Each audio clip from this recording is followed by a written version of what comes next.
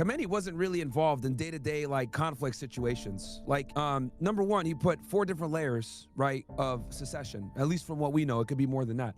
And then number two, he's more of like a symbolic leader. Him dying isn't really going to change too much when it comes to the resistance and the IRGC, whatever. If anything, the CIA warned Trump that killing Khamenei is actually it could backfire. CIA literally warned him that that it doesn't really, it could create more issues. And no, you're right. Strategically, the reason why killing Khamenei it doesn't really do anything or achieve anything is because one, Iran has martyrdom culture, and so when you kill these leaders or you decapitate these military officials, you do nothing except charge up the IRGC and all the other provinces around the country who support the military, because it's not just people who hate the IRGC. There's actually a lot of people who are in support of regime or in support of the regime against the United States, meaning maybe they don't like the regime that much, but they have a vested interest in the regime defeating and fighting Israel and the United States. A lot of people have this misunderstanding where they think that nobody supports the Ayatollah or the regime and they're evil and there's these monsters who behead people and hang people, and yeah, whatever, you can make that argument. The reason is they are the last axis of resistance, and the Shia population in these countries, or primarily in Iran as well as Iraq, recognize this. And so that's why they have a vested interest in this regime maintaining power, because that's the last leg of support in the Middle East before Israel has complete control and autonomy over the whole region. There were strikes in Tehran. Israel had announced that they had struck Tehran, and they shut down their own airspace and advised their own citizens to take cover in safe rooms or bomb shelters. So they launched a joint attack with the United States, in which Donald Trump posted to Truth Social for an address, and they pretty much desecrated all of the key military standpoints in Tehran. And in those strikes ended up what I'm seeing now, and this is what's developing, assassinating Ayatollah Khamenei, Ali Khamenei. If you guys aren't familiar with him, he's the supreme leader, the religious authority over Iran. And so in these strikes, not only did they assassinate, yeah, you can pull them up on screen. So in these strikes, not only did they assassinate him, but they also probably got rid of a lot of key military figures in the leadership as well, I'm assuming, because whoever was around him had to be of some importance as well. And this, of course, provoked the response from Iran, in where they struck not only Israel, that's him right there on the screen, if you guys can see, that's Ali Khamenei, Grand Ayatollah. So in the response that Iran had set out for Israel, they responded not only to Israel with their ballistic missiles campaign, which we knew what was coming, but they actually struck 7 or 8 Gulf countries. So that would be Kuwait, Qatar, Bahrain, UAE, Saudi Arabia, Iraq, and which one am I missing here? There was one more, Jordan. So 7 countries in the Gulf. They took pretty much almost the Gulf, and they hit all of the United States military bases in these countries. They kind of aimed at some civilian infrastructure, especially in the UAE as well as Dubai and Abu Dhabi. So if you go on Twitter, you can see a bunch of that on your timeline. So right now where we are is Iran is still unleashing its military barrage of missiles onto these Gulf countries, whilst simultaneously attacking Israel, Tel Aviv, Haifa, and other provinces as well. Now, what's happening on the ground in Israel and in the air is a little bit skewed, of course, because Western media is a lot more reluctant to post that kind of stuff and report on it. And so what we're having to do is go in Telegram channels and find out what's going on the ground in Israel. But from what I'm gathering here, and you let me know if you agree, Myron, it seems like Israel is not really, look, they're getting barraged and they're getting assaulted badly and they're dealing with a lot of damage in infrastructure, but it seems like the United States and Israel has good control over the situation, and not only have they decapitated leadership, but they obviously have the upper hand when it comes to air superiority. Although this is a long game, for right now, it seems like they've kind of dealt the brunt of force to start off the war. But again, it's a war, it's not a battle. So we'll see what happens over the next few days. But right now, it seems like the Western powers and their ally and their key partnership is kind of taking a little bit more of a hedge than the IRGC, at least for right now. That's kind of like the brief overview and where we've gotten to. Do me a favor, give them a quick summary on the failed talks at Geneva. For context, and this is all in retrospect, we're realizing this now. We didn't know as things were happening in tandem or chronologically, but now we can see in the grand scheme of things, it seems that the United States and Israel plan to kind of undermine Iran, and these talks were all for no reason rather than to just really show face.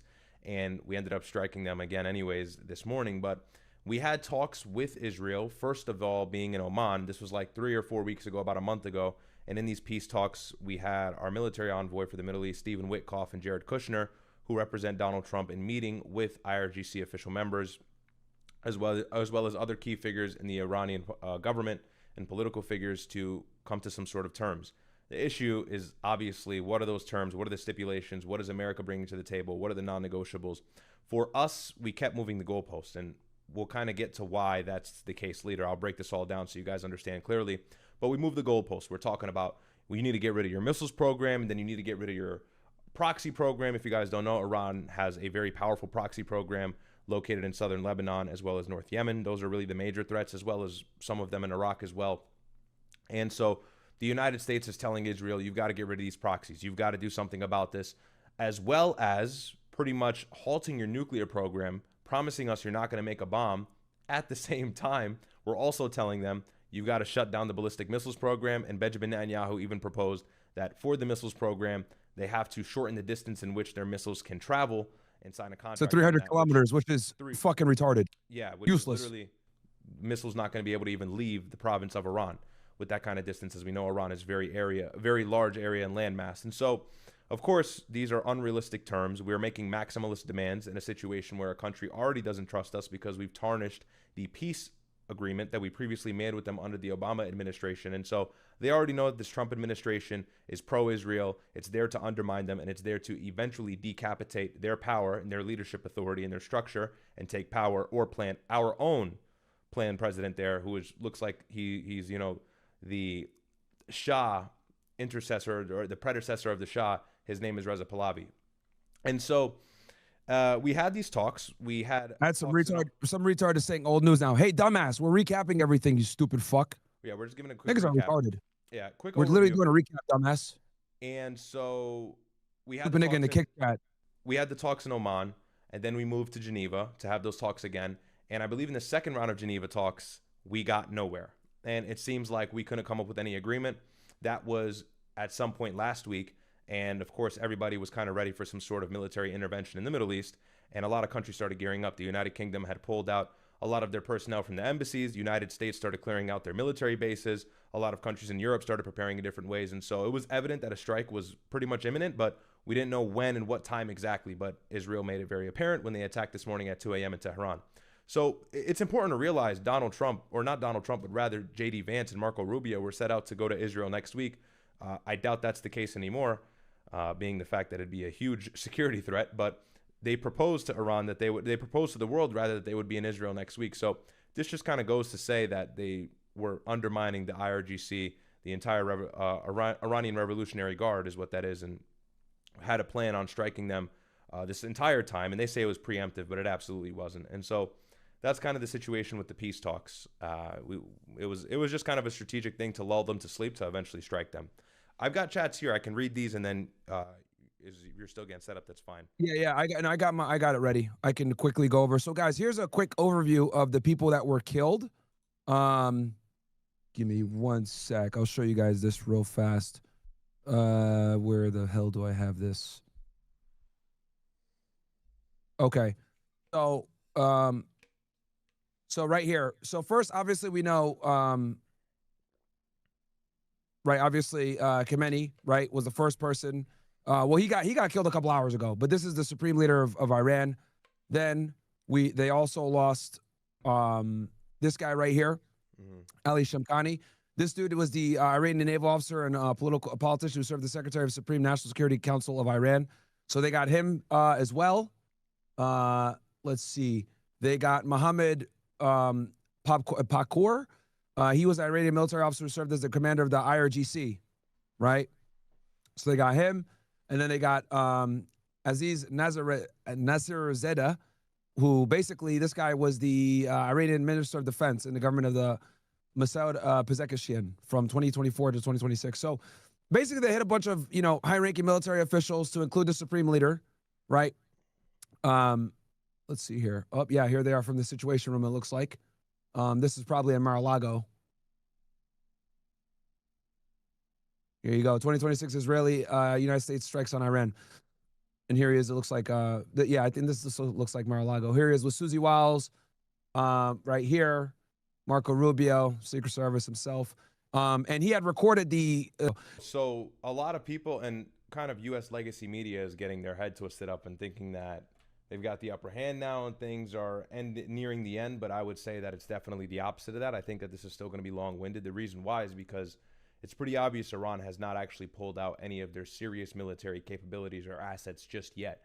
And the reason why is because they have a large stockpile of these missiles. They have so many in reserve. And so what we're seeing up front, basic, War 101, military tactics, what we're seeing up front is probably not going to be their best stuff. And so Israel is still on high alert. Sirens are sounding every single, I don't know, like 20, 30 minutes. I'm getting here in news reports on X. And so it seems as if, though, they're still hitting Israel hard. And I think as time progresses, the strikes are going to get even worse as they narrow down the focus into Israel and pull away from these Gulf states. I'll read some chats really quick, and then we can kind of get into the nitty gritty. I saw a development, by the way, and we'll get into this, but I saw a development that the Crown Prince of Saudi Arabia actually wanted Trump to strike Iran. Were you able to see that? Yeah. Yeah, I did see that behind closed doors they told him to strike, but they're probably they're probably regretting that shit now though. Yeah, they probably are. But interestingly enough, I predicted that.